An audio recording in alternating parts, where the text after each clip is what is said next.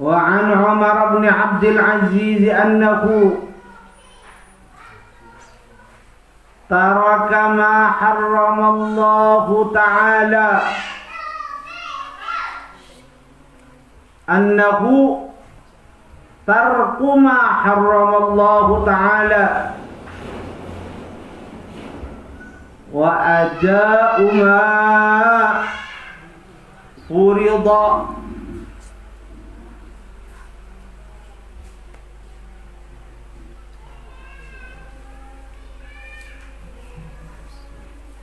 Wa an Umar bin Abdul Aziz, dari Sayyidina Umar bin Abdul Aziz. Sayyidina Umar bin Abdul Aziz berpendapat tentang masalah takwa, annahu tarku ma harramallahu ta'ala,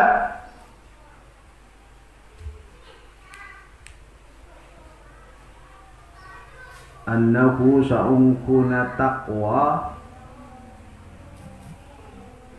kata Umar bin Abdul Aziz, yang dinamakan takwa tarku ma harramallahu ta'ala, panika ating kelakina orang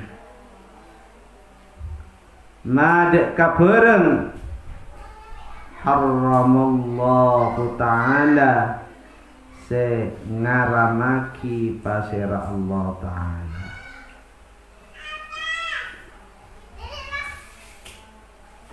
Jadi sesuatu yang diharamkan oleh Allah Subhanahu wa ta'ala ditinggal oleh seseorang tadi, maka dengan meninggalkannya seseorang kepada sesuatu yang diharamkan oleh Allah Subhanahu wa ta'ala, seseorang tadi dinamakan orang yang takwa. Apa saja yang dilarang oleh Allah, mencuri, merampok, memakai hak orang lain, ini sesuatu yang dilarang oleh Allah Subhanahu wa ta'ala, dan menjauhi sesuatu yang syubhat, tidak jelas kehalalannya, kemudian dijauhi oleh orang tadi, bahwa ini dilarang oleh Allah, maka orang yang menjauhi kepada sesuatu yang dilarang oleh Allah Subhanahu wa ta'ala, ini namanya orang yang takwa, kata Sayyidina Umar bin Abdul Aziz. Wa ada'u ma furida, dan ngalaksanaaki perkara, wa ada'u ban ngalaksanaaki perkara, furido se'i fardowaki ponapah ma perkara. Ini namanya orang yang takwa, kata Sayyidina Umar bin Abdul Aziz. Jadi menjauhi larangan Allah dan melaksanakan apa yang diperintahkan oleh Allah Subhanahu wa ta'ala, ini namanya orang yang takwa. Wa an ba'dil ulama, ban panika tetap dari sebagian ulama. Sebagian ulama berpendapat juga tentang at-taqwa. Al-muttaqi man yatruku ma la ba'sa bihi hadran minal wuqu'i fi ma fihi ba'sun. Al-muttaqi jenis orang yang takwa. Al-muttaqi jenis orang yang takwa. Man panika orang ya turuku seatin kelaki pasera eman. Al-muttaqi jenis orang yang takwa, man panika orang ya turuku seatin kelaki pasera muttaqi pasera eman, atin kelaki mad pereng la ba'sa bihi, atin kelaki mad kapereng la ba'sa setade pun apakah cubaan bihi kalaban emak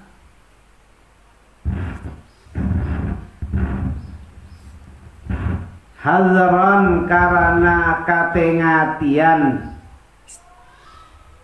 hazran karena katengatian minal wuku, hazran karena katengatian minal wuku'i dari tumibah, hazran karena katengatian minal wuku'i dari tumibah fima idalem perang fihi panika tetep idalem emak baksun tining kacubaan.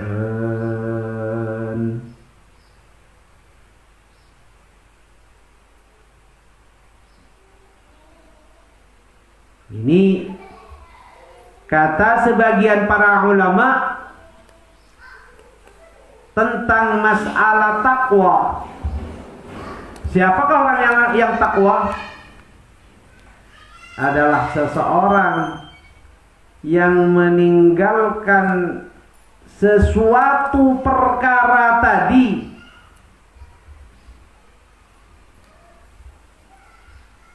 karena ditinggalkannya perkara tadi takut terjerumus kepada sesuatu yang membahayakan kepada dirinya, khususnya kelak di alam akhirat. Kenapa Anda kok tidak mengerjakan ini? Saya takut dengan saya mengerjakan sesuatu ini nanti akan berbahaya kepada diri kita di alam akhirat. Maka dengan menjauhi sesuatu tadi karena takut kena di alam akhirat kebahayaan, maka orang yang sedemikian tadi dinamakan orang yang takwa.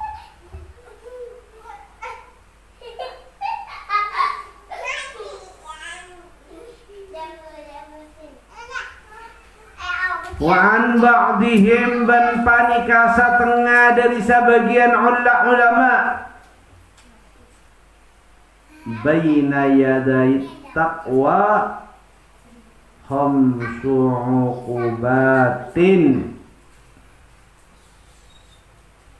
la yanaluha man la yujawizuhunna إيثار الشدة على النعمة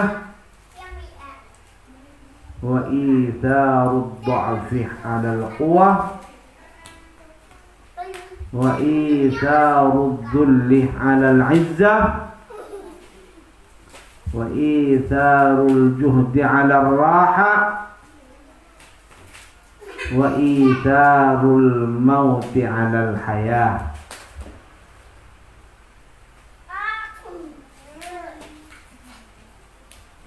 Wa'an ba'dikim dari sebagian ulama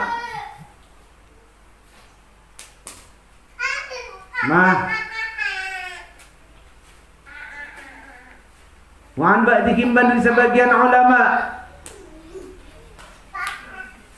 baina yaday taqwa khamsu uqubat, baina yantarana ya yaday taqwa atubna katakwaan baina panika yantarana yaday taqwa i'atubna at-taqwa khamsu uqubatin tining lema banyak seksaan.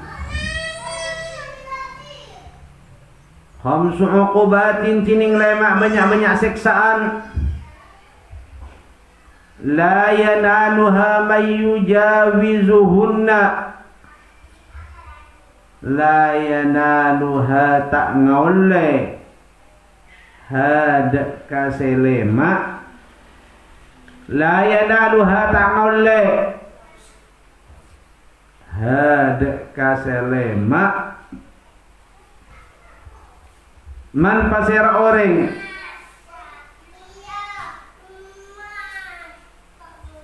la yujawizuhunna setak ngalebetin pasira orang hunna deka selema.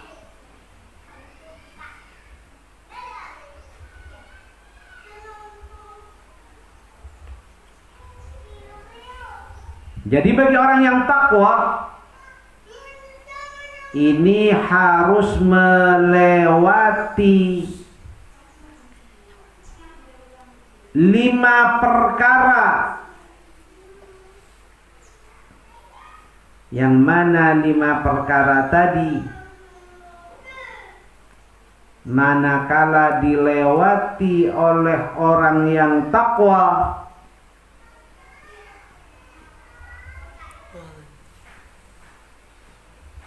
maka baru orang tadi benar-benar dikatakan orang yang takwa.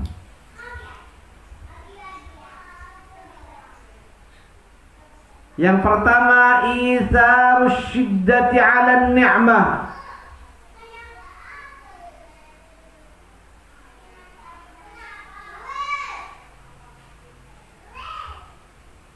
Izarus syiddati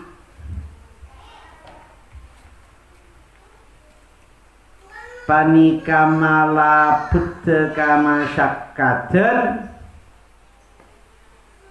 alan ni'mati atas kenikmatan. Ini yang pertama. Jadi orang yang takwa tidak akan mendapat kenikmatan dari Allah Subhanahu wa taala kalau sebelumnya tidak melalui proses kemasyakkatan terlebih dahulu. Salah satu contoh, seorang santri tidak akan dijadikan orang yang mulia walaupun toh dirinya mempunyai ilmu, manakala seorang santri tadi tidak melalui proses kemasyakkatan dikala mencari ilmu. Salah satu contoh kata Ibnu Katsir, la rahata li talibil ilmi. Seorang santri kalau memang kepingin mempunyai ilmu, yang mana ilmunya tadi akan mengantar kepada kesuksesan dan kemuliaan, termasuk melalui ketakwaan kepada Allah Subhanahu wa taala, tidak akan tercapai manakala santri tadi tidak ada masyaqqahnya, selalu istirahat kebanyakan. Jadi seorang santri di masa mencari ilmu karena tujuannya untuk sesuatu kecapaian, bukan hanya sekedar mencari ilmu. Menjadi santri bukan hanya sekedar mengajar. Bagaimana sekiranya tercapai dengan ilmu tadi kepada ketakwaan kepada Allah Subhanahu wa taala, maka harus melalui masyaqqah. Jadi semasa santri menjadi santri kurang makan, kurang minum, kurang tidur. Ini bukan berarti tidur di-fullkan. Standarnya orang tidur 6 jam. Manakala melebihi dari 6 jam, berarti tidurnya orang tidak normal. Seorang santri tidak boleh tidur melebihi daripada 6 jam. Karena masuk kepada dawuhnya Ibnu Katsir, la rahata. Tidak boleh rehat. Tidak boleh terlalu mengikuti ajakan-ajakan hawa nafsu bagi seorang santri. Anda sudah mengaji, Anda sudah mendengarkan tausiah dari seorang guru, cuman pelaksanaannya bagaimana? Makan jangan terlalu kenyang, Bahkan kata Ba'dul Arifin billah, di masa aku menjadi santri dan mencari ilmu, dikala pertengahan makan, enaknya makan langsung diputus di tengah. Dikala ladzatul akli, dikala enak-enaknya makan satu piring, setelah dapat separuh diberhentikan secara mendadak. Tidur pun diatur, siang 2 jam, malam paling tidak 4 jam, sehingga tidak melebihi daripada 6 jam. Bahkan diupayakan bagi seorang santri dikurangi dari 5-6 jam. Bisa di siangnya umpamanya harus istirahat 2 jam, malamnya pun juga 2 jam. Harus melalui masyaqqah baru akan diberi kenikmatan oleh Allah Subhanahu wa taala. Jadi dikala kita makan semasa menjadi santri enak, di stop langsung. Kif, berhentilah, bukan waktunya makan enak. Kif, berhentilah, bukan waktunya minum enak. Kif, berhentilah, belum waktunya tidur nyenyak. Baru langkah pertama dengan masyaqqah, kondisi yang tidak mengenakkan kepada dirinya dijalankan, maka apa yang terjadi nanti akan mendapat nikmat dari Allah Subhanahu wa taala. Kebanyakan para auliya illah as-salihin, al-arifina billah, semasa menjadi santri tidurnya di atas pepohonan. Apa tujuannya? Manakala ngantuk biar langsung terguling ke bawah, sehingga tidak pernah merasakan ladzatan naum semasa menjadi santri. Jangan aulia, Rasulullah sallallahu alaihi wasallam tidak tidur dengan memakai bantal yang empuk. Yang biasa dibuat bantal adalah kayu dan batu yang keras, sehingga dikala tidur tidak bisa tidur secara nyenyak, karena di dunia bukan harapan daripada nikmat yang diharapkan, tetapi kata baginda Rasul, yang diharapkan oleh kita adalah kelak di alam akhirat. Sehingga Rasulullah SAW bersabda, ad-dunya sijnul mu'min wa jannatul kafir. Dunia adalah penjaranya orang yang beriman kepada Allah Subhanahu wa taala, dan dunia surganya orang kafir. Jadi kita selaku orang yang beriman kepada Allah Subhanahu wa taala tidak layak kita mengharapkan keenakan di dunia, karena dunia bukan harapan kita, bukan tempat kita, cuman tempat berteduh, bersinggah sementara saja. Tujuannya adalah alam akhirat. Kita di dunia bukan tempatnya untuk mencari kenikmatan dan kesuksesan. Bertakwalah kepada Allah Subhanahu wa taala, menjauhi sesuatu yang dilarang oleh Allah Subhanahu wa taala, dan mengerjakan sesuatu yang diperintahkan oleh Allah Subhanahu wa taala. Di situ namanya takwa. Karena di dalam hadis dikatakan kenapa dan kenapa sesuatu yang enak kok diharamkan, kenapa dan kenapa sesuatu yang menyenangkan kok diharamkan. Dijawab, karena kesenangan bukan tujuan kita di dunia. Tujuan kesenangan kita adalah alam akhirat. Ini yang pertama, orang yang takwa harus melalui masyaqqah, kerepotan terlebih dahulu, baru sampai kepada tujuan pokok yang dinamakan nikmat dari Allah Subhanahu wa taala. Yang nomor 2, wa itharud dha'fi 'ala al-quwah. Ben malapet aki ad-dha'fi ka apesen 'ala al-quwati. Malaaki atas kekuatan.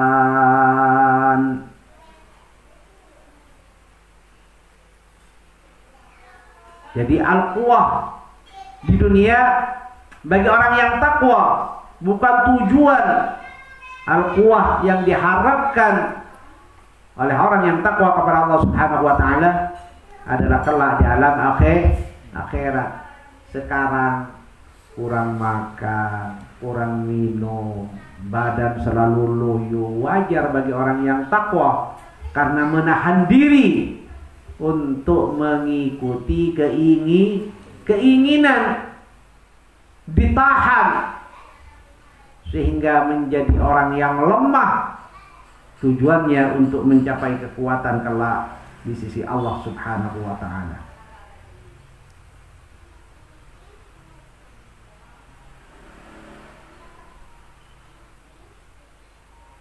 Al-ula at-tawaqqi 'anil 'adzabil mukhallad bit-tabarri. Al-ula at-tawaqqi 'anil 'adzabil mukhallad bit-tabarri 'anil kufri.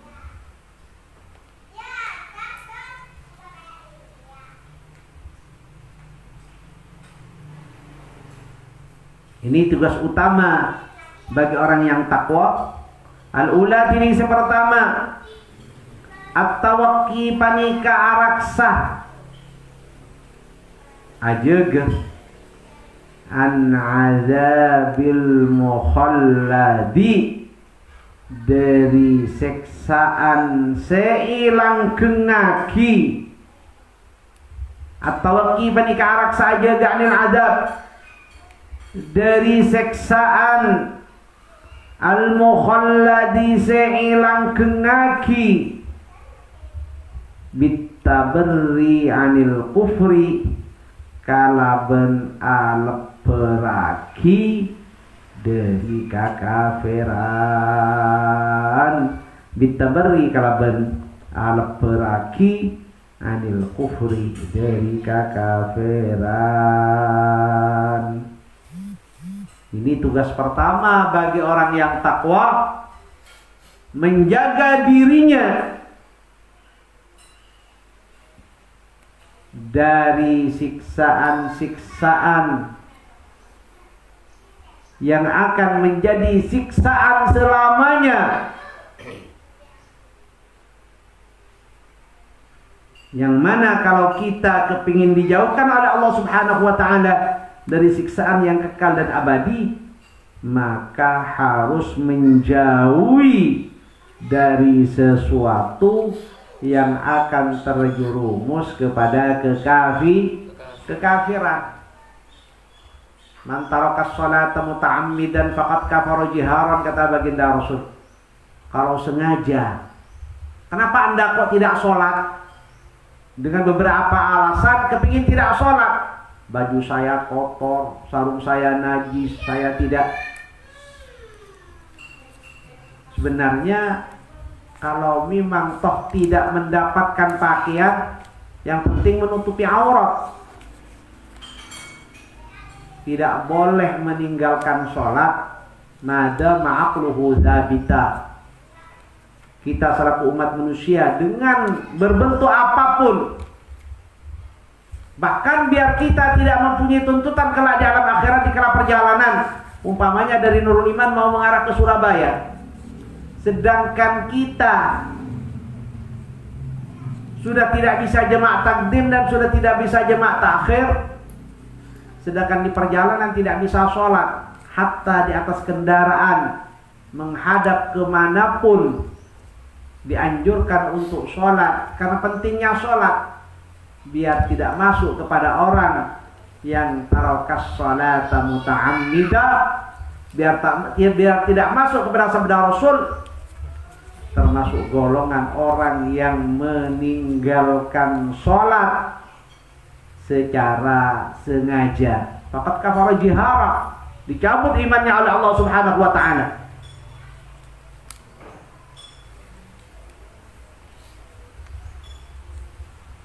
Cuman bagi seorang santri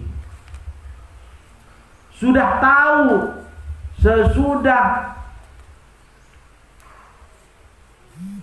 sahur, tahu kalau dirinya ini tidur tidak mesti tidak sholat subuh.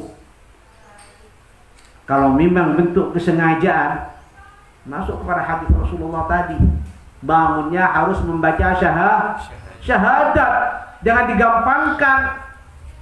Kodoan. Tahu kalau dirinya, saya ini kalau tidur sesudah sahur mesti saya tidak bangun, mesti saya tidak sholat subuh, mesti saya bangunnya nanti setelah matahari keluar. Ini termasuk ta'ammud namanya.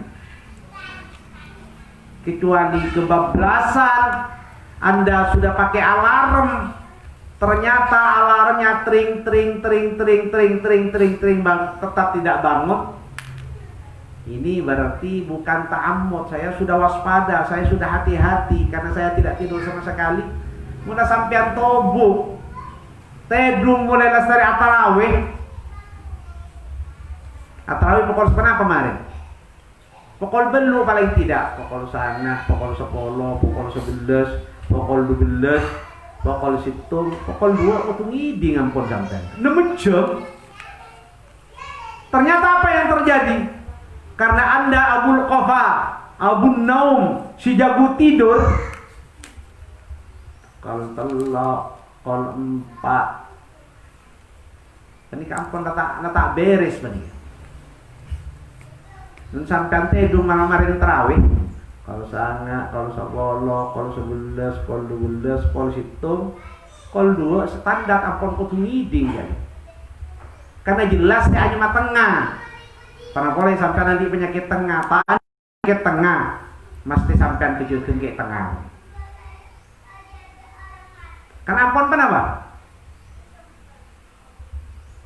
Orang tak normal pun, karena standarnya orang tidur harus 6 jam, lebih daripada 6 jam.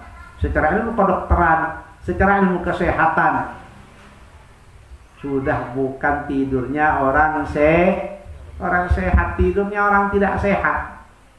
Jangan orang yang ngomongnya tidur bergember, deren tak normal, pepeng gember betina tur. Karena memang gerakan-gerakan diperlukan. Namanya olahraga. Afdhalur riyadah as-shalah. Paling utamanya olahraga adalah sholat. Karena tidak ada gerakan olahraga sebagaimana gerakan sholat. Tangan diangkat, tangan ke bawah, punggung diratakan. Ini semuanya gerakan-gerakan sholat adalah riyadah. Ada riyadah badaniyah yang dinamakan jismaniyah.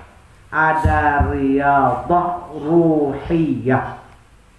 Olahraga ada 2. Ada olahraga untuk anggota tubuh kita biar gerakan-gerakan darah, perjalanan darah yang berada di anggota tubuh kita lancar. Ada riyadah secara ruhaniyah. Jadi kalau orang biasa bangun jam 2, tadarruan ila Allah Subhanahu wa taala, lebih-lebih di bulan Ramadan, salat tahajud, salat hajat, salat tasbih, hingga sampai tala'al fajr, berhenti cuman hanya mau bersahur saja, maka ini dinamakan riyadah ruhaniyah. Akal dan pikirannya akan menjadi akal yang sempurna dan menjadi akal dan roh yang akan menjadi ketenangan kebesokannya. Sebagaimana saya pernah bercerita tentang Profesor Habibie, Pak Habibie ini setiap malam mandi malam, bangun jam 2. Dikala Pak Habibie sekolah di luar negeri, Pak Habibie ini tidak pernah menjadi orang nomor 2 di Indonesia. Mulai dari TK, SD hingga ke perguruan tinggi selalu menjadi orang nomor 1 di sekolahannya. Tetapi setelah sekolah ke luar negeri menjadi nomor 3. Dan orang yang menjadi nomor 1 dan nomor 2 orang yang agamanya bukan Islam. Iri. Pak Habibie, kenapa saya kok di sini bisa menjadi nomor 3? Sedangkan saya di Indonesia tidak pernah menjadi, apalagi 3, nomor 2 pun. Saya selalu menjadi orang nomor 1 di kelas saya. Akhirnya diintip oleh Habibie, ditanyakan, apa pekerjaanmu? Kok bisa mengalahkan saya? Akhirnya dipaksa oleh Pak Habibie. Ternyata dia mengaku, Anda selaku orang Islam tetapi tidak mengamalkan kepada amal keislamannya. Saya bukan orang Islam, tetapi saya mengamalkan amalan-amalan orang Islam. Ditanyakan oleh Pak Habibie, amalan apa yang kau kerjakan? Dan amalan tadi adalah amalannya orang Islam. Saya kepingin tahu. Dipaksa oleh Pak Habibie, ternyata dikasih tahu, saya setiap jam 2 malam bangun. Karena saya bukan orang Islam, saya tidak sholat tahajud. Saya bangun dari tidur saya, langsung saya masuk ke kamar mandi, dan saya mandi sebagaimana mandinya orang liraf'il hadatil akbar. Suar sampai kepalanya dimandiin, dibasahi, sehingga merasa kedinginan. Otak yang panas merasa dingin. Dan aturan saya mandi tidak langsung mandi dari atas, karena seorang manusia manakala bangun tidur, anggota tubuhnya panas. Maka kata teman Pak Habibie tadi, saya disirami dari kaki terlebih dahulu, kemudian disiram ke atas dan ke atas dan ke atas hingga sampai leher, baru saya menyirami muka saya, dan terakhir setelah merasa panas tadi keluar secara keseluruhan dari anggota tubuh saya, baru saya memandii, membasahi, membasui kepala saya. Maka dengan keluarnya panas dari anggota tubuh saya, akhirnya anggota tubuh merasa dingin dan kedinginan, dan otak saya yang panas menjadi dingin. Setelah saya mandi secara anggota keseluruhan jam 2, saya keluar dan membaca sedikit daripada Al-Quran. Bahkan dia bukan orang Islam. Saya membaca Al-Quran 1 lemper 2 lemper untuk menambah ketenangan pikiran saya. Baru setelah pagi, seluruh apa yang diterangkan oleh guru saya lengket di otak saya. Apa yang diterangkan oleh guru saya selalu lengket dan tidak hilang dari benak pemikiran saya, sehingga saya keluar dari ruang kelas tetap apa yang dijelaskan oleh guru saya. Gara-gara saya mandi setiap malam dan gara-gara saya membaca sebagian dari ayat-ayat Al-Quran, maka akhirnya keterangan-keterangan yang diterangkan oleh seorang guru tidak hilang selamanya dari benak pemikiran saya. Akhirnya oleh Pak Habibie, apa dari penjelasan yang kedua-duanya sama-sama orang Yahudi dilaksanakan oleh Pak Habibie, mandi malam sebagaimana orang Yahudi tadi, dimulai dari kakinya kemudian betisnya, kemudian ke atas, ke atas, ke atas hingga lehernya, baru muka, dan terakhir mandi dan dibasahi seluruh kepalanya, biar setelah ngukus keluar sesuatu yang panas dari anggota tubuh, setelah disiram secara keseluruhan, hilang kepanasan menjadi kedinginan. Dan membaca Al-Quran Pak Habibie sebagaimana yang diceritakan oleh teman Yahudi tadi, maka mulai dari itu Pak Habibie tambah semangat, tambah cerdas, dan tambah pemikirannya dari apa yang diterangkan oleh gurunya menjadi lengket di benak Pak Habibie, yang asalnya nomor 3 bukan naik ke nomor 2, langsung Pak Habibie menjadi orang nomor 1 di kelasnya. Teman yang 2 yang Yahudi tadi dikalahkan oleh Pak Habibie karena amalan-amalan dari Yahudi tadi dikerjakan oleh Pak Habibie, sehingga Pak Habibie menjadi orang nomor 1, bahkan menjadi orang nomor 1 di Indonesia yang bisa membuat pesawat. Disitulah para santri Nurul Iman mencoba bangun jam 2 atau paling tidak jam 3. Maka dengan ketidaksemangatan coba mandi secara keseluruhan dengan aturan-aturan yang tadi, maka akan semangat untuk beribadah kepada Allah Subhanahu wa taala. Sesudah bersahur pun tidak akan tidur lagi, dan hilanglah yang namanya ngantuk, hingga bisa sholat berjemaah, melaksanakan sholat subuh.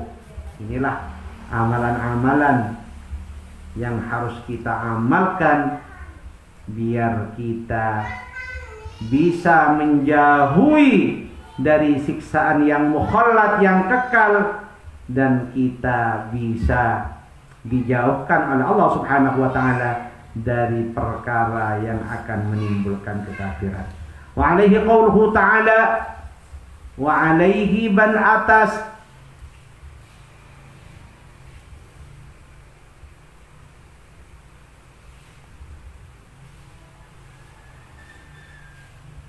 wa alaihi ban atas al-ula, wa alaihi ban panika tetap atas al-ula. Qauluhu ta'ala, tiba-tiba Allah ta'ala, wa alzamakum kalimatat taqwa, wa alzamakum ban netepakina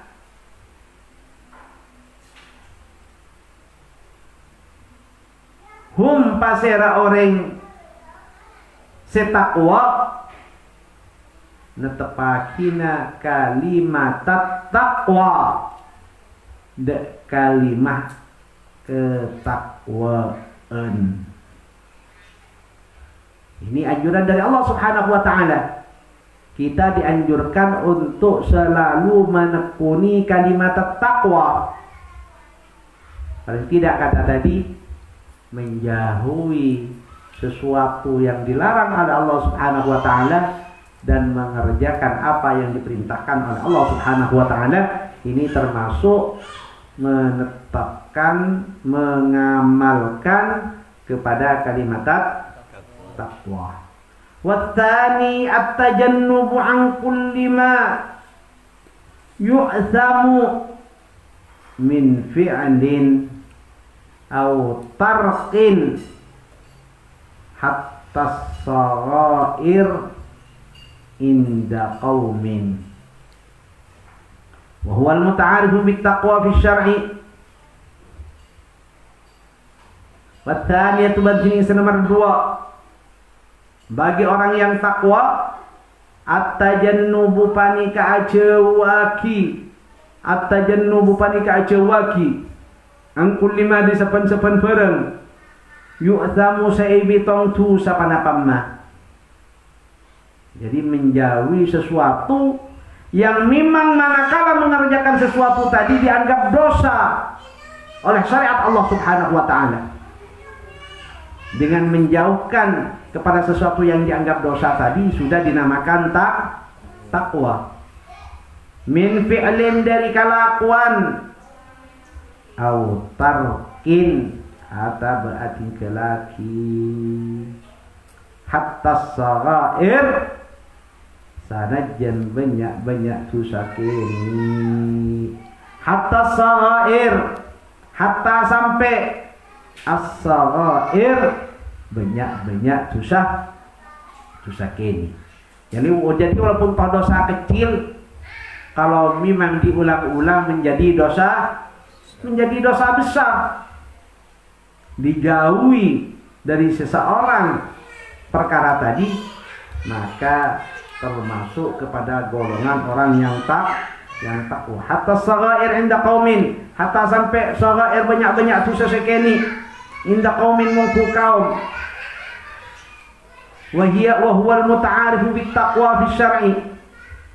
Wa huwa kining ats-tsaniya al-muta'arifu bit taqwa.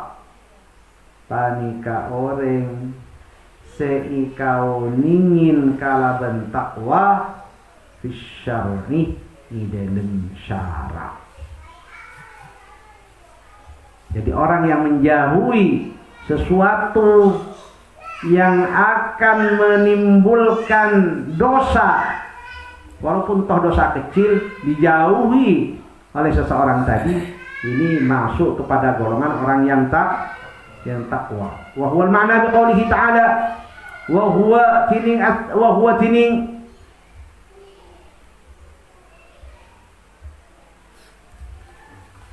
tining at-tajannu wa huwa tining ajawaki. Al-makna panika pengertian qaulihi ta'ala, kalau bentuk Allah Ta'ala, walau anna ahlal qura amanu wattaqau. Dilanjutnya ayat, la fatahna abwabas sama. Jadi kata Allah Subhanahu wa taala, walau anna ahlal qura, walau anna ahlal qura ahli tisa amanu, iman dek keajunan depan Allah, amanu pada iman, wattaqau ban pada takwa. Andai kata seseorang di pedesaan tadi iman dan takwa kepada Allah Subhanahu wa taala, la fatahna abwabas sama, akan dibuka oleh Allah Subhanahu wa taala pintu langit untuk diberikan rezeki Allah Subhanahu wa taala kepada orang yang beriman dan takwa kepada Allah Subhanahu wa taala. Mudah-mudahan cuman hanya masih 2 dan diteruskan 3, 4 dan 5. Besok mudah-mudahan masih diberi kesehatan dan kesempatan oleh Allah Subhanahu wa taala. Lebih-lebih mudah-mudahan ilmu yang dipelajari oleh kita bisa menjadi ilmu yang barokah dan bermanfaat. Amin Allahumma amin ya rabbal alamin.